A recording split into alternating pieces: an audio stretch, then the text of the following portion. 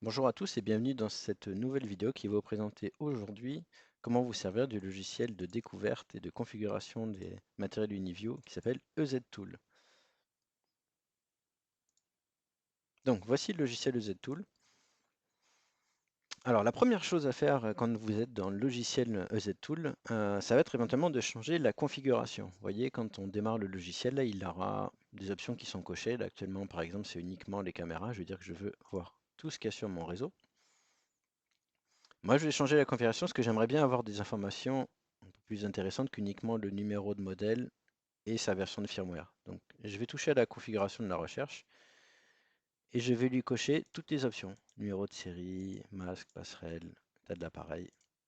Voilà, ça permettra d'avoir quelque chose de plus complet.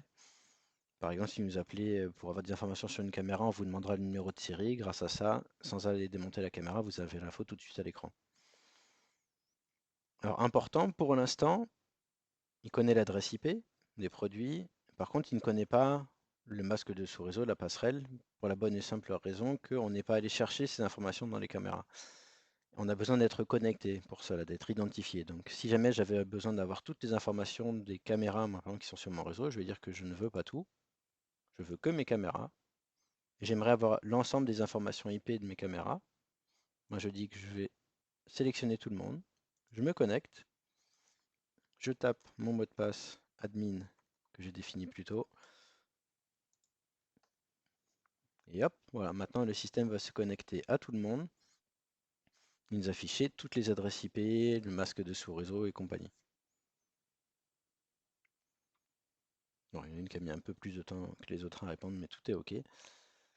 Voilà, donc grâce à ça, j'ai bien le nom du produit, son IP, son modèle, son numéro de firmware, son adresse MAC, vraiment toutes les informations qui pourraient m'être utiles par la suite. Donc l'intérêt de ZTool, ça va être de faire la découverte des caméras, comme on l'a montré ici, des enregistreurs. Il est même capable de trouver des produits autres, c'est-à-dire tous les produits qui répondent à la norme ONVIF qui sont sur le réseau. Donc si jamais j'enlève ceci et que je mets autre, là il va me trouver par exemple les autres produits qui sont sur mon réseau, qui ne sont pas de la marque Uniview. Donc on voit qu'il m'a trouvé une iBox, une caméra Ashika, une PNO. Voilà, il ne m'affiche pas d'autres informations dessus parce que c'est pas du matériel de la marque. Pourtant, il est capable de récupérer ces infos par le biais du ONVIF. Si par exemple je clique, je sais pas, hop, sur celle-ci, je me connecte. Au même titre que les caméras Uniview, j'ai pu récupérer toutes les infos. Passerelle, version, numéro de série. Ben, ça peut être très pratique quand on est sur un site, on a besoin d'avoir ce genre d'informations. Alors, on va reprendre la configuration de base. Là, on voit que je me suis connecté à mes caméras. L'intérêt de me connecter aux caméras par le biais du logiciel, ça va être que quand je vais sélectionner une caméra, je vais prendre par exemple la 3615, ici, je vais pouvoir changer son mot de passe. Ancien nom d'utilisateur, ancien mot de passe, nouveau mot de passe, l'email éventuellement, et je peux confirmer. Comme ça, sans aller sur la page web de la caméra, je peux changer le mot de passe de l'appareil. Je peux faire la même chose pour l'IP. Là, on voit qu'il me propose de changer ceci. Et surtout, je peux travailler par lot. Si vous êtes sur un site et que vous avez l'ensemble des mots de passe des caméras à changer d'un coup et l'ensemble des IP, on peut faire tout en un clic. C'est-à-dire que je vais prendre toutes mes caméras. Là, par exemple, sur celle-ci, je vois que je ne suis pas encore connecté. Je vais me connecter.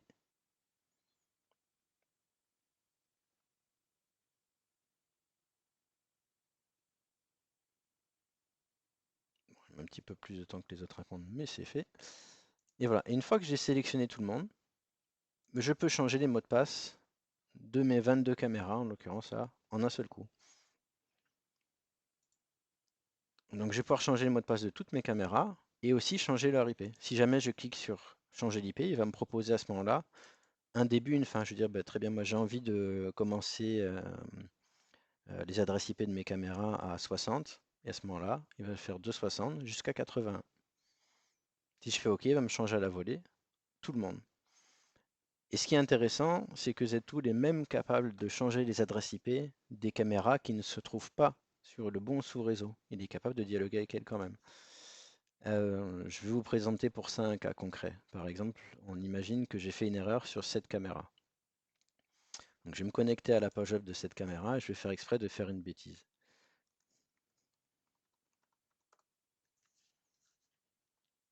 Hop, bah, je vais dans le menu de ma caméra et je vais lui donner le même genre d'adresse IP que quand on les connecte sur un enregistreur UNV. Donc les types d'adresses IP qui sont sur les enregistreurs UNV, c'est 172, 16, 0, quelque chose. Là, je sais pas, je vais l'appeler 151 par exemple. Voilà, je vais faire ça et ceci. Comme ça représentera un exemple de j'avais cette caméra, je l'ai branchée sur un enregistreur pour montrer qu'elle fonctionnait. Et puis après, j'ai voulu l'installer sur un autre site et je me suis retrouvé embêté parce qu'elle avait son adresse IP qui était fixée sur un réseau avec lequel je ne peux pas communiquer. Donc si là maintenant, j'essaie de communiquer avec la 151 sur mon PC, vu que mon ordinateur n'a pas d'une adresse IP qui est sur ce sous-réseau, il va me dire qu'il n'est pas d'accord. Or, dans ZTool, je la vois, sans problème. Ici, je peux quand même changer son IP. Donc je ne suis pas sur le bon sous-réseau. Vous avez vu que mon navigateur Internet n'arrivait plus à communiquer avec. Je retourne ici, je lui dis bah, cette adresse IP, j'aimerais la changer en 0. On était en 122, il me semble de mémoire tout à l'heure. Voilà, je fais ça. Voilà, ma modification a réussi. J'ai réussi à changer l'adresse IP de ma caméra alors que j'étais pas du tout sur le bon sous-réseau. Et ça, c'est très très pratique quand vous êtes en intervention. Autre chose, évidemment, en plus de ces fonctions-là, je peux aussi toucher aux paramètres des caméras. Donc quand j'ai sélectionné une caméra, je peux aller dans la configuration basique de l'appareil pour changer le nom de l'appareil, l'heure, retrouver les autres fonctions comme le réseau, compagnie. Pour aller faire ces petites modifs, je peux également toucher à la configuration avancée. Ça, c'est dans le menu qui est juste à côté, qui est là. Mais juste avant, je vais vous montrer quelque chose qui est très pratique aussi quand vous avez découvert tout votre matériel comme ça sur le réseau et vous avez envie de faire un petit dossier technique. Ben, vous faites un export. Alors, je vais réduire un petit peu le logiciel là. Et je vais exporter tout ça. Je vais le laisser sur mon bureau. Très bien. Hop, j'ai exporté tout ça. Et voilà, ça y est, j'ai l'ensemble de mes caméras qui a été listé. Alors, c'est juste que comme c'est un CSV, Excel n'a pas fait la mise en forme. Mais si je dis que je voulais convertir tout ça, c'est séparé par une virgule. Tac. Suivant, terminé. Voilà, j'ai un petit fichier Excel tout propre avec toutes les infos qui m'intéressent. Les adresses IP, le numéro de version de firmware, l'adresse MAC et même le numéro de série. Donc éventuellement, si vous faites un petit dossier, la seule chose qui m'a encore ajouté, c'est une petite colonne utilisateur, mot de passe. Voilà, et donc vous remplissez tout ça et vous avez votre petit dossier technique très complet qui est fait en 3 clics. Voilà, je ne vais pas le sauvegarder, c'était pas le but, mais voilà, cette petite fonction export est bien pratique. Donc on a vu pour les menus de base ici. On va voir que dans le menu avancé, en fait le menu avancé permet éventuellement d'aller un peu plus loin. Au lieu d'avoir simplement le nom et l'IP, on va pouvoir aussi faire des réglages d'image. Donc quand je vais cliquer ici, voilà, on voit que là je suis directement sur l'image et je vais pouvoir régler au type de scène. Est-ce que je vais activer le WDR ou pas? Est-ce que j'ai envie de changer l'encodage de ma caméra, la faire passer en H265, activer l'Ucode? Toutes ces fonctions qui sont bien sûr accessibles sur la page web, je peux les configurer de là sans avoir besoin d'avoir un navigateur fonctionnel.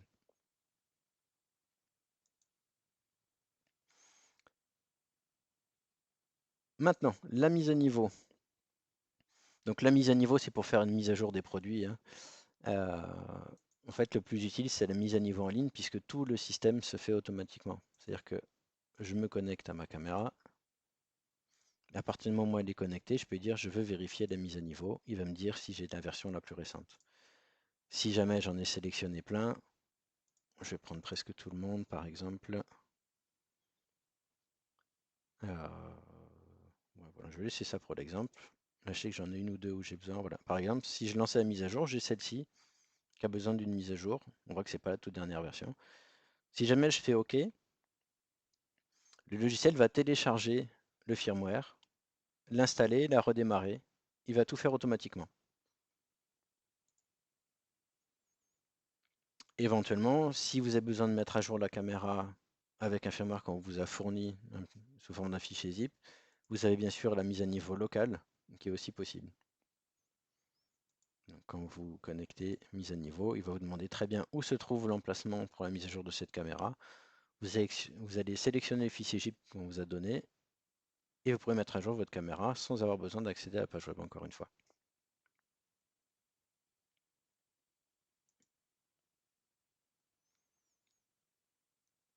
Maintenant, le menu maintenance. Alors, le menu maintenance, en fait, il va vous permettre de faire des opérations simples comme redémarrer la caméra ou restaurer les paramètres de celle-ci.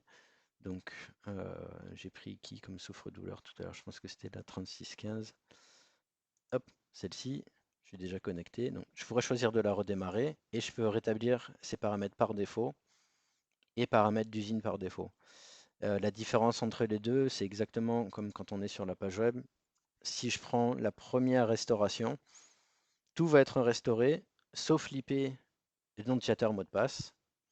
Et si je dis reset des paramètres d'usine, là, on va faire un reset complet. Donc les caméras et les enregistreurs vont se retrouver avec la config de base, c'est-à-dire du DHCP, l'utilisateur admin et mot de passe 1, 2, 3, 4, 5, 6. L'intérêt de ce mode-là, c'est surtout que grâce au mode maintenance, je vais pouvoir exporter ma configuration et l'importer. Donc si jamais je réduis tout ça, vous allez voir, je vais exporter ça sur le bureau. Donc mode maintenance, je veux exporter les réglages de ma caméra. Sur le bureau, c'est parfait. Je lui donne le mot de passe.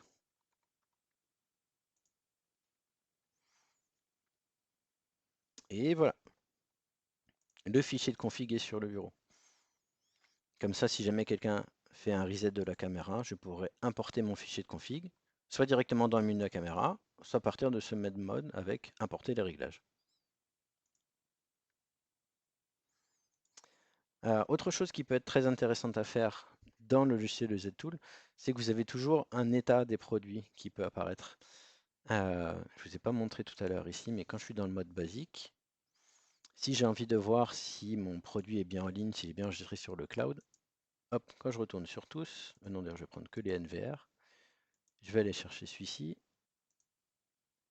je me connecte. Ici j'ai les détails, exactement les mêmes qu'ici. Là je peux changer l'IP, c'est jamais qu'un raccourci vers les liens qui sont là. Hein. Donc changer l'IP, changer le mot de passe, configuration basique, accès à la page web. Et ici je peux voir les services cloud. En fait les services cloud ça va me permettre de vérifier que le système est bien en ligne. Ça me dit sur quel compte il a été ajouté et quelle est ma clé d'enregistrement. Quelque chose qui peut être très utile aussi dans ZTool, c'est les imports complets des caméras avec leur mot de passe sans avoir besoin de taper un par un. Je vais me servir de celui-ci justement, tiens mon petit enregistreur 16 voix. Donc là on voit que je me suis connecté dessus. Si je vais dans l'onglet NVR, NVR en ligne, donc il y a bien lui. On voit que j'ai déjà quelques caméras dessus. J'aimerais bien en rajouter d'autres, des caméras. Donc je sais pas, je vais en rajouter par exemple 2 autres. Donc je vais aller ici. En fait, les caméras qui sont là, ce sont les caméras en ligne. Donc si j'ai envie d'ajouter, par exemple, la caméra 212 et 214, qui sont des caméras qui ne sont pas présentes, parce qu'on voit qu'elles ont une couleur différente. Ici, elles sont noires, alors que celles qui sont déjà présentes, elles apparaissent en orange. Donc je vais prendre la 212 et la 214. Si je clique sur importer, il va les ajouter dans l'enregistreur automatiquement. Le mot de passe, il a été tapé tout à l'heure parce que je suis allé dans le menu des caméras, ici, et je me suis connecté à tout le monde. C'est pour ça que dans le menu ici, il ne me parle pas du mot de passe. Les caméras sont en ligne. Éventuellement, je pourrais même les ajouter en ligne. Je dis, ben, je ne me suis pas connecté à celle-ci. Le nom d'utilisateur, c'est Toto. Le mot de passe, c'est ceci. J'importe et quand je clique, ça m'ajoute automatiquement mes caméras. Je vais montrer ce que ça donne par exemple en mode totalement hors ligne. Donc je vais quitter ZTool pour ça. Je vais me relancer sans me connecter aux caméras. Je vais me connecter uniquement à mon petit NVR 16 voix. Donc je vais voir uniquement mon NVR, mon 16 voix. Je me connecte. Donc on voit que si je dis encore une fois, tout le monde, je ne suis connecté qu'à ma machine. Je souhaiterais ajouter les caméras, tout à l'heure je crois que j'avais dit les 212 et 214, donc personne n'est en ligne cette fois-ci. En mode hors ligne, je vais regarder la 212, la 214. Je souhaiterais l'ajouter à mes caméras déjà existantes.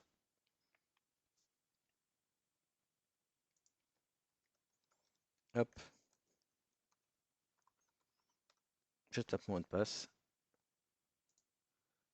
j'importe, et voilà. Mes deux caméras ont été automatiquement ajoutées à mon enregistreur. Maintenant, si j'actualise, en fait, il est en train là, de mettre à jour les noms de la caméra, donc il va mettre simplement quelques petites secondes pour communiquer avec. Et si j'ouvre la page web de la caméra, on verra, voilà, elles sont ajoutées, elles sont bien présentes alors qu'elles n'étaient pas tout à l'heure.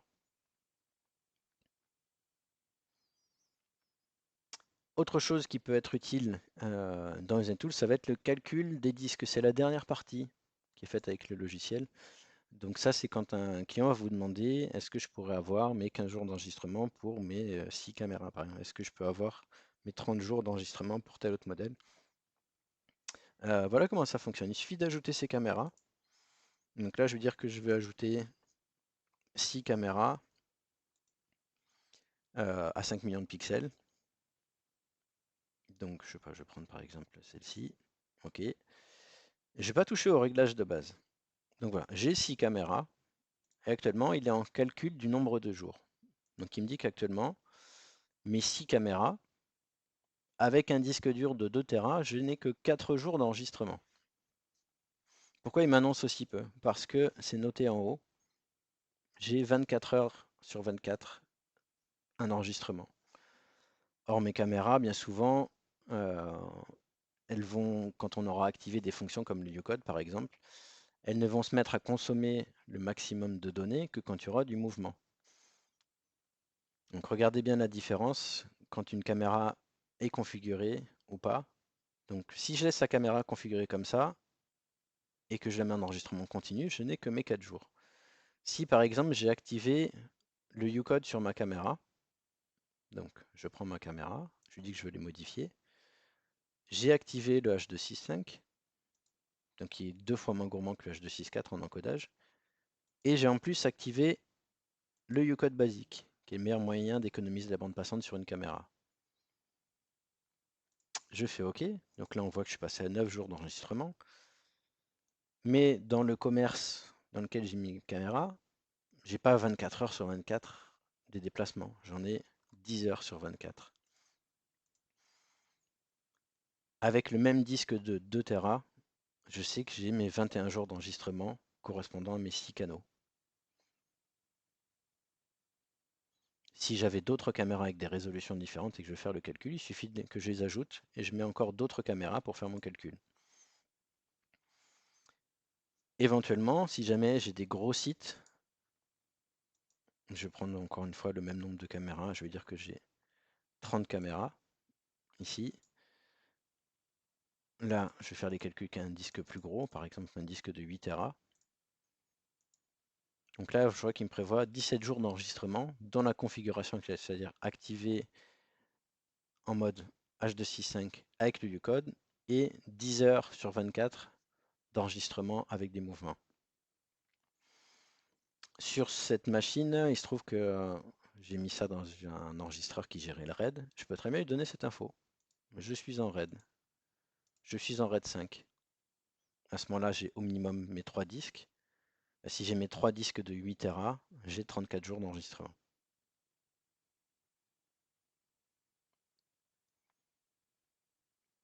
Voilà, et enfin, je peux faire le calcul inverse. Alors, je vais reprendre l'exemple de tout à l'heure avec mes 6 caméras en mode simple. J'aimerais lui donner le contraire maintenant. Donc j'ai mes 6 canaux, je lui dis que la durée d'enregistrement, bah, c'est par exemple 10 heures sur 24 et je veux avoir mes 30 jours d'enregistrement. Il me dit qu'à ce moment-là, si je mets un disque de 2 Tera, j'ai besoin de 2 disques dans ma machine. Sauf que j'ai acheté un petit stocker UV, il n'a qu'un seul emplacement. Donc ça ne va pas. 3 Tera c'est bon. Sauf que les 3 Tera ça n'existe plus. Donc à ce moment, je vais lui mettre un disque de 4 Tera. Et un disque de 4 Tera, je sais que je suis OK.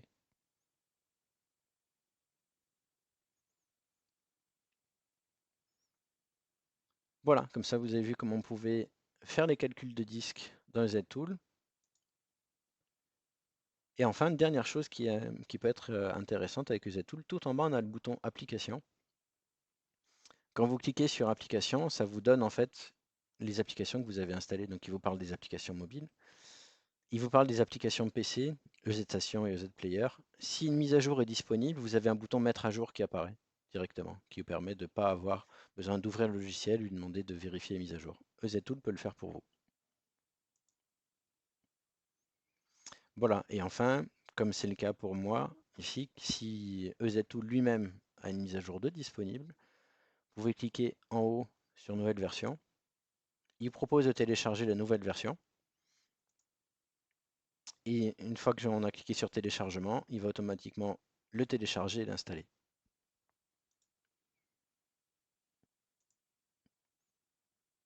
Et voilà, ce sera tout pour cette présentation rapide du logiciel de ZTool. Si vous avez des questions sur cette vidéo, n'hésitez pas à nous contacter. Merci, à bientôt.